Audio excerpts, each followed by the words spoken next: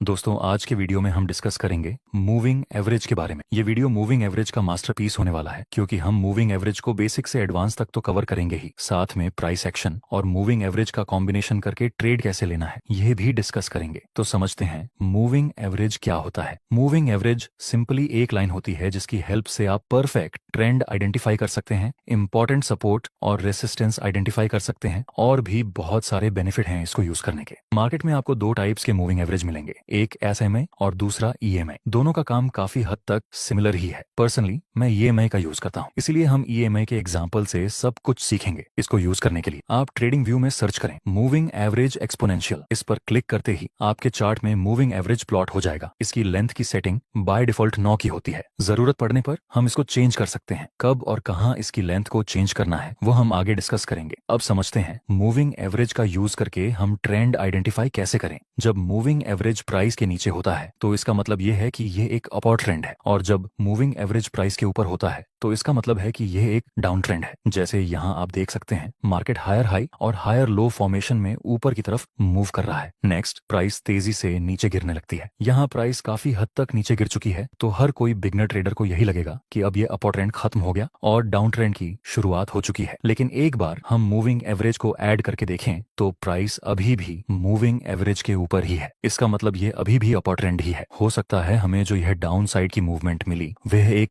Pull back हो। अभी हम इसको डाउन ट्रेंड तो नहीं बोल सकते क्योंकि प्राइस अभी मूविंग एवरेज के ऊपर है और आगे प्राइस ने अपना अपर ट्रेंड कंटिन्यू किया भी। नेक्स्ट एग्जांपल, यहाँ शुरुआत में प्राइस एक लोअर हाई लोअर लो फॉर्मेशन में नीचे आ रही थी और फिर एक बड़ा मूवमेंट हमें ऊपर की तरफ मिला। ऊपर की तरफ बड़ा मूवमेंट देखकर हम इसको अपर ट्रेंड कंसीडर नहीं कर सकते क्योंकि प्राइस अभी भी ईएमआई के नीचे ही है और आगे प्राइस ने अपना डाउन ट्रेंड कंटिन्यू किया भी था। अब समझते हैं कि मूविंग एवरेज को हम सपोर्ट और रेसिस्टेंस की तरह कैसे यूज कर सकते हैं। यहाँ अभी प्राइस मूविंग एवरेज के ऊपर है तो ये अपर ट्रेंड हुआ और आप देख सकते हैं प्राइस बार बार इस मूविंग एवरेज का सपोर्ट लेकर ऊपर की तरफ मूव कर रहा है। मतलब यहाँ ईएमआई ने सपोर्ट का काम किया। आगे हाईली चांस है कि जब प्राइस इस ईएमए के आसपास आए तो यही ईएमए का सपोर्ट लेकर मार्केट फिर से ऊपर की तरफ जा सकती है, और आगे यही हुआ। प्राइस ने ईएमए का सपोर्ट लिया और ऊपर साइड एक बिग मोमेंटम दिया। नेक्स्ट एग्जांपल, यहाँ आप देख सकते हैं प्राइस बार बार इस रेसिस्टेंस ईएमए को टच करके नीचे गिर रहा था, तो आगे भी संभावना है कि प्राइस फिर से इस ईएमए का रेसिस्टेंस लेकर नीचे आ सकती है। और यहाँ ऐसा हुआ भी, प्राइस ने ईएमए का रेसिस्टेंस लिया और एक बिग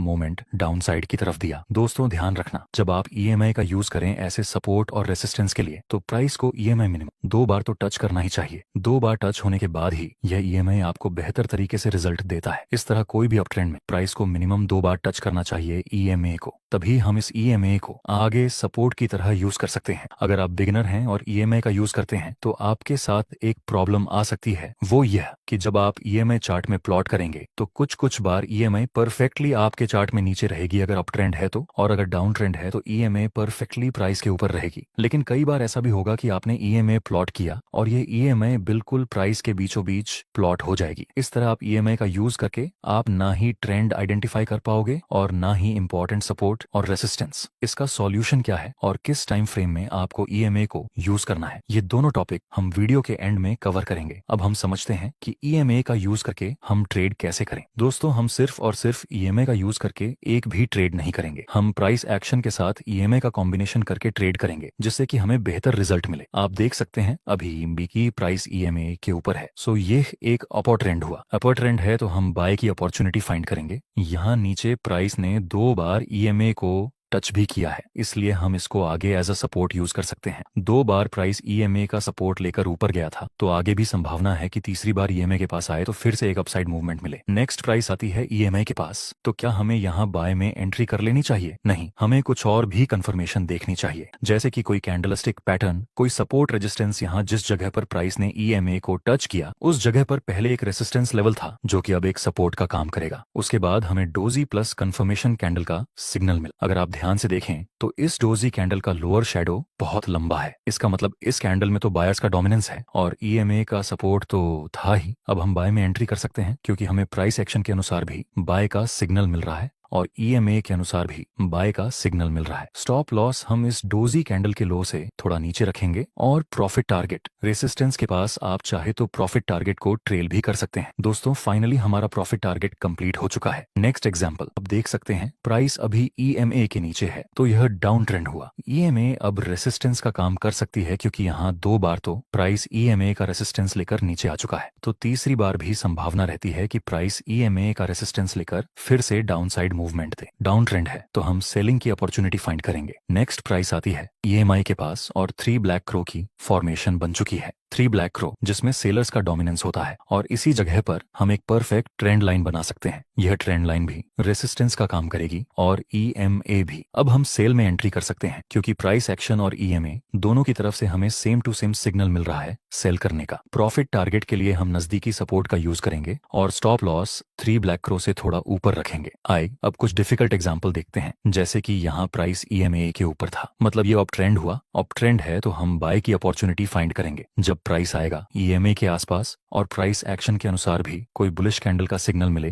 तब हम बाय में एंट्री कर सकते हैं। नेक्स्ट प्राइस आता है ईएमए के पास और फिर से डोजी प्लस कंफर्मेशन कैंडल की फॉर्मेशन मिली। यहाँ ईएमए का सपोर्ट है, ऊपर से कैंडलस्टिक पैटर्न का सिग्नल मिला। क्या हमें यहाँ बाय करना चाहिए? नहीं, ईएमए के सपोर्ट के पास बुलिश कैंडल का सिग्नल मिला, फिर भी हम बाय में एंट्री नहीं कर सकते। यहाँ बाय न करने के 2 मेन रीजन है। पहला, ये जो बुलिश कैंडल का सिग्नल मिला उसके नीचे सिर्फ और सिर्फ ईएमए का सपोर्ट है। प्राइस एक्शन के अनुसार यहाँ कोई भी इंपॉर्टेंट सपोर्ट लेवल नहीं है। ऐसी बुलिश कैंडल्स जिसके आसपास कोई सपोर्ट ना हो उनके ऊपर हम ट्रस्ट नहीं कर सकते। दूसरा, ये जो सपोर्ट था अब वह आगे रेसिस्टेंस का काम करेगा और कंफर्मेशन कैंडल एकदम इस रेसिस्टेंस के पास ही क्लोज हो चुकी है, इसलिए भी हम यहाँ बाय में एंट्री नहीं कर सकते। नेक्स्ट, प्राइस इस ईएमए को नीचे की तरफ ब्रेक कर देती है। कुछ लोग सिखाते हैं कि जब ईएमए ब्रेक हो और ब्रेकआउट के बाद कंफर्मेशन कैंडल मिले तब आप एंट्री कर सकते हैं, लेकिन दोस्तों ये बहुत ही रिस्की काम है। आपको रिटेस्ट का वेट करना चाहिए। आगे हम देखें तो मार्केट ईएमए का ब्रेक डाउन देने के बाद रिटेस्ट करने के लिए भी आता है और shooting star plus confirmation candle की फॉर्मेशन मिली। अब हम सेल में एंट्री कर सकते हैं। स्टॉप लॉस इस शूटिंग स्टार के हाई से थोड़ा सा ऊपर और प्रॉफिट टारगेट रखेंगे हम इस सपोर्ट के पास जो पहले रेसिस्टेंस था। आगे देखते हैं क्या होता है। हमारा प्रॉफिट टारगेट हिट होता है या स्टॉप लॉस। अभी अभी हमारा टारगेट कंप्लीट हुआ और तुरंत ही मार्केट ऊपर चला गया। ये ट्रेंड तो डाउन का है ऐसा समझ के